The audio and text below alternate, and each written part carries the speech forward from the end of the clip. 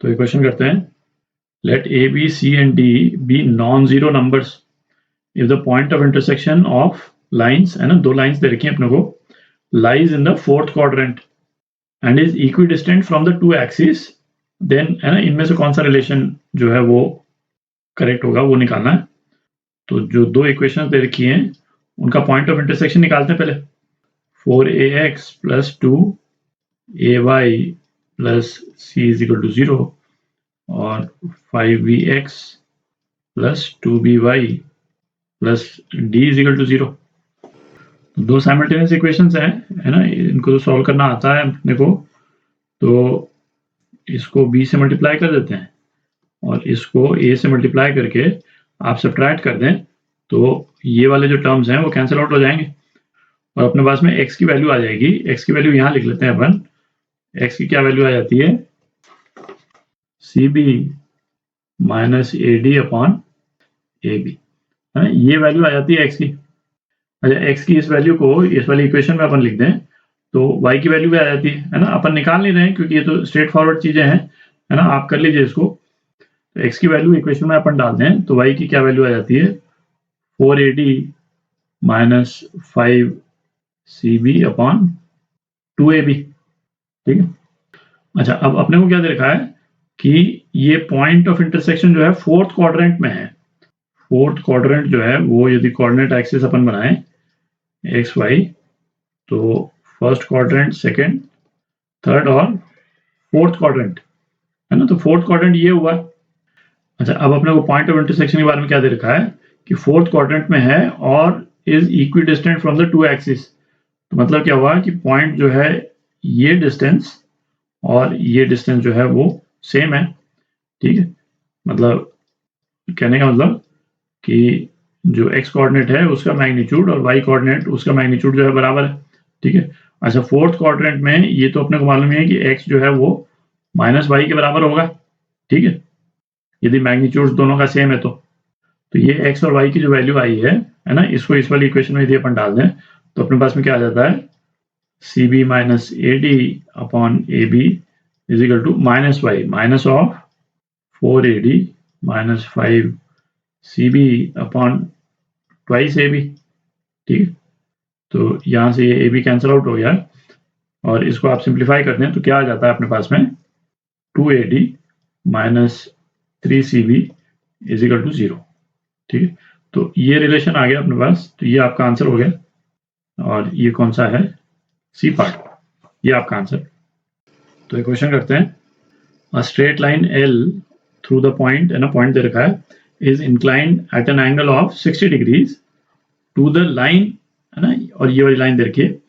अच्छा, एक इंफॉर्मेशन और दे रखी है, if L also intersects the x axis, फिर L की इक्वेशन पूछिए। तो ऐसा करते हैं, एक डायग्राम बना लेते हैं और कोऑर्डिनेट एक्सिस पे, है ना, एक रियलिस्टिक डायग्राम बनाएंगे, उससे फायदा होगा अपने को इस वाले क्वेश्चन में। तो डायग्राम बनाते हैं, a straight line L through point ये is inclined at a 60 degree angle to the line, है ना, ये वाली लाइन। तो पहले तो ये वाली लाइन बनाते हैं अपन, under root 3x plus Y is equal to 1। तो इसका स्लोप जो है m, यदि इस लाइन का स्लोप है ना, तो m जो है वो कितना हो जाएगा, माइनस अंडर रूट 3 हो जाएगा, ठीक है। और यदि ये लाइन एंगल अल्फा बना रही है x एक्सिस से, तो tan अल्फा जो है वो कितना हो जाएगा, तो tan अल्फा कितना है, माइनस अंडर रूट 3, ठीक है। तो अल्फा कितना हो गया, अल्फा जो है वो 120 डिग्री हो गया, ठीक है। तो इस लाइन को यदि अपन ड्रॉ करें तो ये लाइन जो है वो कुछ इस टाइप से बन जाएगी, है ना, यहाँ से लें, थोड़ी स्टीप है ना, इस टाइप से बन गई। अच्छा, ये एंगल जो है वो 120 डिग्री है, ठीक है, और ये वाला एंगल जो है, ये वाला एंगल क्या है, 60 डिग्री है, ठीक है। अच्छा, अब लाइन L बनाते हैं। अच्छा, अब लाइन L की स्लोप के बारे में क्या दे रखा है कि लाइन L जो है वो इस वाली लाइन से 60 डिग्री एंगल बना रही। अच्छा, तो 60 डिग्री एंगल जो है वो दो तरह से बन सकता है ना। कोई एक जनरल पॉइंट ले लेते हैं, अभी 3-2 को आप भूल जाएं, है ना। तो ये पॉइंट यदि अपन ने ले लिया, जो दो लाइंस का पॉइंट ऑफ इंटरसेक्शन यदि है सपोज, तो इस वाली लाइन से 60 डिग्री एंगल एक तो ये लाइन बना सकती है, ठीक है, जहां पे ये एंगल 60 डिग्री हो, ठीक है। तो और ये वाली लाइन क्या हो जाएगी, एक्स एक्सिस के पैरेलल हो जाएगी, ठीक है। अच्छा, इस व्हाइट वाली लाइन से 60 डिग्री लाइन एक और तरीके से बन सकता है। किस तरह से, इस तरह से भी 60 डिग्री एंगल बन सकता है ना, ये 60 डिग्री, और उस वाले केस में क्या हो जाएगा, ये एंगल 60 डिग्री हो जाएगा, ठीक है। तो इस वाली लाइन का स्लोप जो है वो पॉजिटिव tan 60 हो जाएगा। तो हमको क्या दे रखा है, line L also intersects the x axis. तो यदि ये वाली लाइन ये येलो वाली लाइन के पैरेलल यदि हुई लाइन L, तो वो एक्स एक्सिस को तो कभी कट करेगी नहीं, क्योंकि है ना एक्स एक्सिस के पैरेलल हो जाएगी वो। तो L वाली लाइन का स्लोप ऑब्वियसली फिर ये पिंक वाली जो लाइन है ना, वही स्लोप होगा।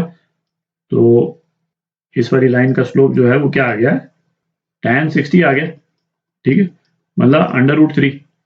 और 0.3 - 2 से वो पास कर ही रही है, तो मालूम है अपने को। तो इसकी इक्वेशन अपन लिख सकते हैं y + 2 = m, है ना, √3 x - x1, है ना, जो कि यहाँ पे 3 दे रखा है। तो इसको हम रीअरेंज कर लें तो अपने पास में क्या आ जाता है, √3x - y - 2 + 3√3 = 0। तो इसमें जो ऑप्शंस जो दे रखे हैं उसमें y को पॉजिटिव करके दिया हुआ है, तो इसको अपन इस तरह से अरेंज कर सकते हैं ना, y को पॉजिटिव कर दिया, -1 से मल्टीप्लाई कर रहे हैं, √3x + 2 + 3√3 = 0, ठीक है। तो ये आपका आंसर हो गया। और ये कौन सा ऑप्शन है, बी ऑप्शन है, बी पार्ट करेक्ट।